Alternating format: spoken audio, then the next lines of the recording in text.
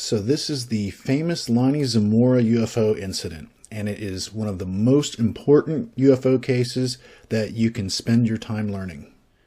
This case has very good documentation, credible witnesses, and occupants that were inside of this UFO.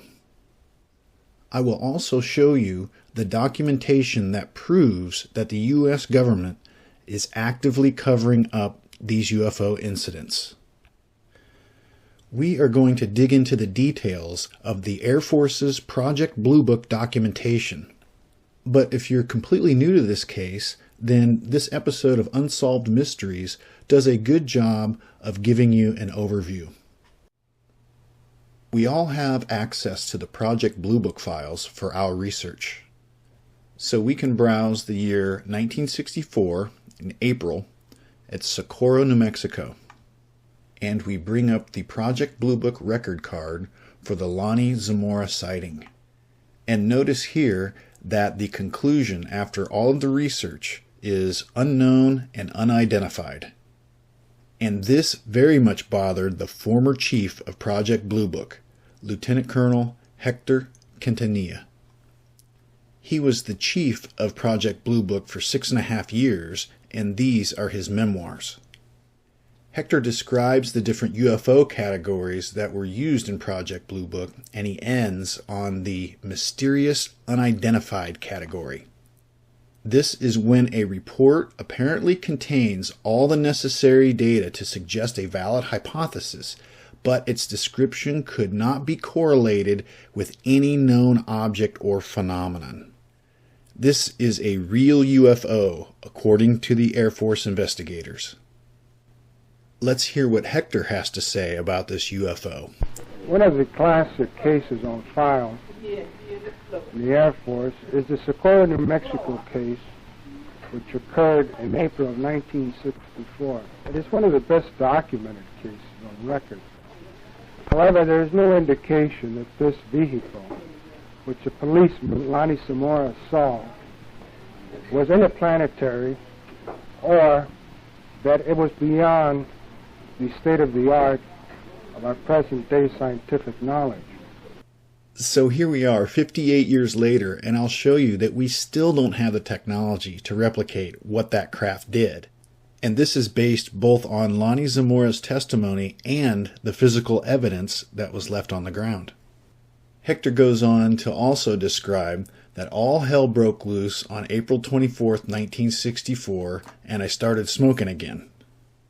Lonnie Zamora experienced an event which left quite an impression on him. He was puzzled by what he saw, and frankly, so am I. In spite of the fact that I conducted the most thorough investigation that was humanly possible, the vehicle or stimulus that scared Zamora to the point of panic has never been found. And I think this was written in 1974, and it still hasn't been found in 2022. I was determined to solve the case, and come hell or high water, I was going to find the vehicle or the stimulus. It was now time for me to pass judgment on the case after a careful review of all the information at hand. It was time for the Air Force to make a formal decision on the sighting of Socorro, New Mexico. I reviewed the Air Force Materials Laboratory analysis of the soil samples which were gathered at the alleged landing site. Conclusion: no foreign residue. This is very important. Laboratory analysis of the burned brush revealed no chemicals that could have been a propellant residue. And this no propellant residue is key to understanding that we still don't have the technology to do this. There were no unidentified helicopters or aircraft in the area.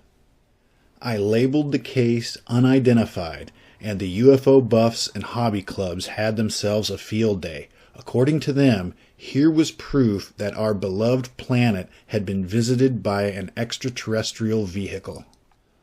Although I labeled the case unidentified, I've never been satisfied with that classification. Okay, so let's dig into the details of this Lonnie Zamora UFO incident. So we can see at that time, this was a very high profile and very important case for the Air Force. The best guess in the mid-60s was that this UFO was a lunar module. It makes complete sense because that is where the research and development was for vehicles that could take off vertically and land vertically. So to mark it unidentified and say pending additional data basically means that sometime in the future they will release this technology. I am proud to present the first B-2 bomber. But as you can see, in the late 80s, we released conventional flying stealth technology and not electric VTOL, or vertical takeoff and landing technology. Now, let's review Lonnie Zamora's incident report that he made right after the sighting. This is Lonnie Zamora, who was the local Socorro, New Mexico police officer. And this is State Police Officer Sergeant Chavez, who was the first responder to the scene. Only minutes after the UFO took off, Sergeant Chavez drove to the scene, spoke to Lonnie, and investigated the physical marks left behind by this UFO. So here is one of the most important documents in Project Blue Book. This is Lonnie's report directly after the incident occurred. It all started when Lonnie was in pursuit of a car that was speeding in the town of Socorro.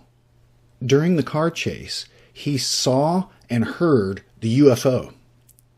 He then decided to give up the car chase and figure out what that was. Let's see what this looks like because it matches a description from another witness. So we start with Lonnie here chasing this speeding car, and about right here he sees the UFO that lands somewhere off in the distance near this dynamite shack. Now, we'll come back to his detailed description of the flame because it is very crucial to this case, and this is where a lot of people get it wrong. So Lonnie turned up a steep, rough hill and had to back up and try again a couple of times before he got to the top of the hill.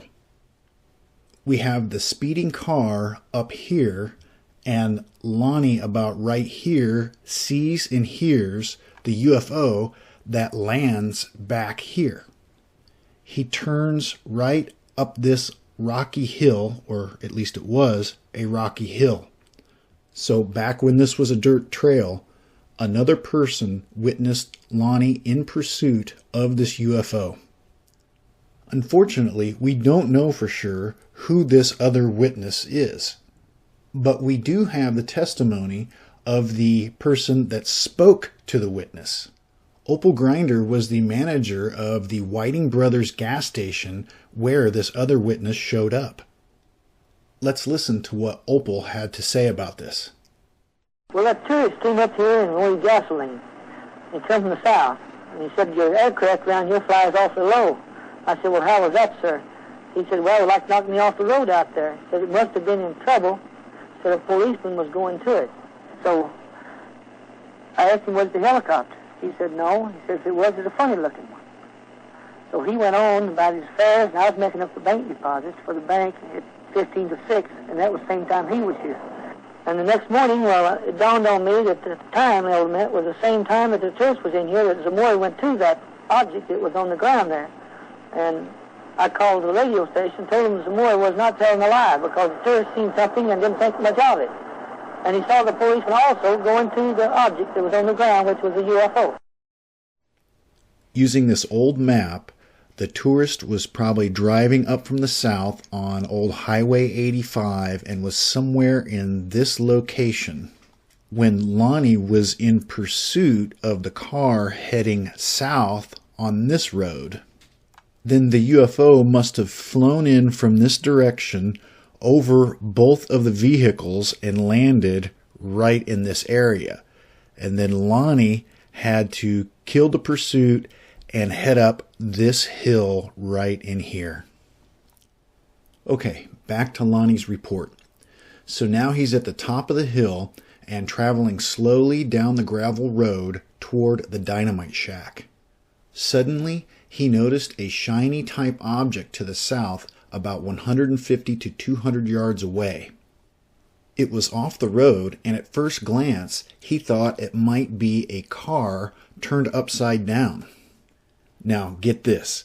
Lonnie saw two people in white coveralls very close to the object, and one of these people seemed to turn and look straight at his car and become startled.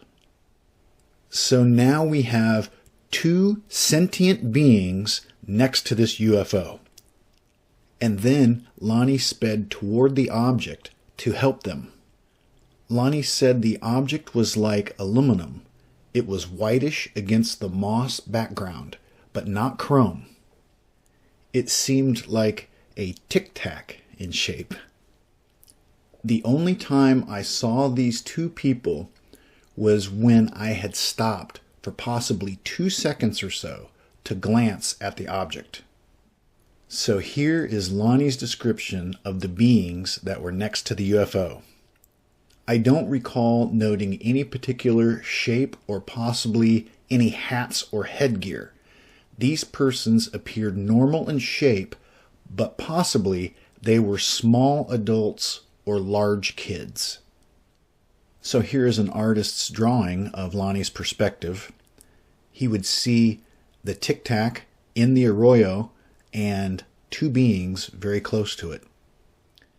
And then we have another artist's rendition from the aliens' perspective. They're looking back at Lonnie speeding down the dirt road to help. And following the Blue Book report, we have Lonnie at the top of the hill at this spot, and this is where he saw the small adults or large kids. And then he sped down this road to this spot and stopped about 100 feet from the object.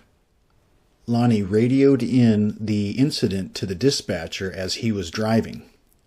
He stopped the car and then got out of the car and started to walk down to the object. Now we are going to have Lonnie describe the UFO while he was up close and as it was taking off vertically. As soon as he turned around from the car, he heard a very loud roar, and not like a jet. He says right here that he knows what a jet sounds like. He describes the sound of the pitch going from a low frequency to a high frequency, and also in loudness or amplitude, from loud to very loud. And then we have a description of the light blue to orange flame again. And he mentions that the flame wasn't really creating smoke, it was more the force of the flame pushing the dust around in the immediate area. So then he turned away from the UFO and ran back toward his car, but he did turn his head back toward the UFO. He describes it was smooth, no windows or doors, and there was red lettering of some type, like an insignia, that was about 2¼ inches high and about 2 inches wide, somewhere in the middle of the object. We will talk in more detail about this insignia because it's very important to this story. It was at this point where his prescription glasses fell off when he ran behind the car. There is some debate about Lonnie losing his prescription glasses during this incident, but while he was up close, he had his glasses on and he got a very complete description. So as Lonnie was running back toward his car, he had his head turned back to the UFO. He bumped into his car, fell down, and lost his glasses at that point. He got back up and kept running away from the UFO. At this point, the UFO started into a vertical takeoff. It went up into the air about 20 to 25 feet and took about 6 seconds to do that. Lonnie kept running and jumped over a hill, but stopped because the roaring sound stopped. So the UFO is up in the air, there's no more roar. Lonnie looks at it and he saw the object starting to move away from him in the southwest direction. and Lonnie is very detailed about the sound here. When the roar stopped, he heard a sharp tone whine from high tone to low tone. This whine lasted maybe for a second, and then there was complete silence. To this day, we still do not have any type of aircraft that fits that description. After the 30-foot vertical takeoff, how does it go completely noiseless and stay in the air? So not only was there complete silence, the craft starts to move away from Lonnie. It takes off in a straight line about 15 feet above the ground, and it cleared the dynamite shack by about 3 feet. He said the object was traveling very fast, and it rose up and took off across the country, noiseless and with occupants. Lonnie then ran back to his car and radioed to the dispatcher to look out the window. Lonnie said, "It looks like a balloon, but unfortunately the window in the office didn't face the proper direction." So then the UFO just cleared Box Canyon and disappeared over the mountain. It had no flame whatsoever as it was traveling over the ground, and no smoke or noise. So the UFO vertically took off from here, went over the dynamite shack, headed southwest toward the perlite mine, and over Box Canyon, which is a distance of about 6 miles. State Police Sergeant Chavez was on the way, and it took him about 3 minutes to get there. They went down into the arroyo and looked at the brush that was still burning, and Sergeant Chavez saw the tracks of the landing gear.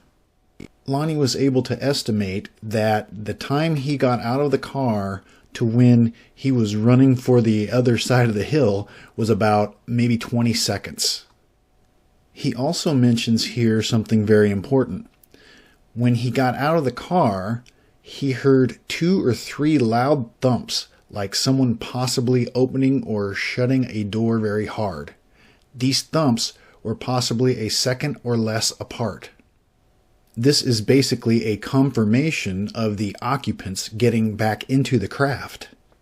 And then the last line of his report: "Just before Sergeant Chavez got to the scene, I got my pen and drew a picture of the insignia on the object."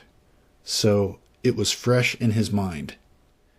Now, before we discuss the landing gear indentations made by the UFO and the alien footprints, we need to bring in 2 more witnesses. But there's a story behind this. First, the radio dispatcher Nep Lopez took 3 different eyewitness calls during this time frame. In one of the reports, it says that we were informed by Nep Lopez, Sheriff's Office radio operator, that approximately 3 reports had been called in by telephone of a blue flame or light in the area. Unfortunately, no more follow-up data was collected. But 4 years later, one of the consultants on the investigation tried to offer a $100 reward for any information to figure out who the motorist was that stopped and spoke to Opal Grinder. And check this out, somebody actually responded. "I may have a lead on the person you are looking for." Within a week or 2 after Zamora's sighting, my mother sent me a clipping from Dubuque, Iowa, which told of a person who saw the saucer in Socorro. So that leads us to the Telegraph-Herald in Dubuque, Iowa. And they lead us right to the article that they wrote on April 29, 1964, that was reported by Paul and Larry. Unfortunately, in mid-1968, Project Blue Book was getting shut down by the Air Force, and we don't have any follow-up interview from them. But anyone can verify the newspaper article in the Google News archive. The reporting for this article is a little shoddy, but you can see here that these two were witnesses of the craft taking off instead of it landing. So this search uncovered 2 new witnesses for the Socorro incident. Unfortunately, they were not interviewed until 1978, but their story is very interesting. They are witnesses to verify Lonnie's account of the craft leaving Socorro. More than 14 years had gone by since they had seen the UFO. Paul and Larry were towing a boat back from Mexico going to Iowa, and they were heading up Highway 60.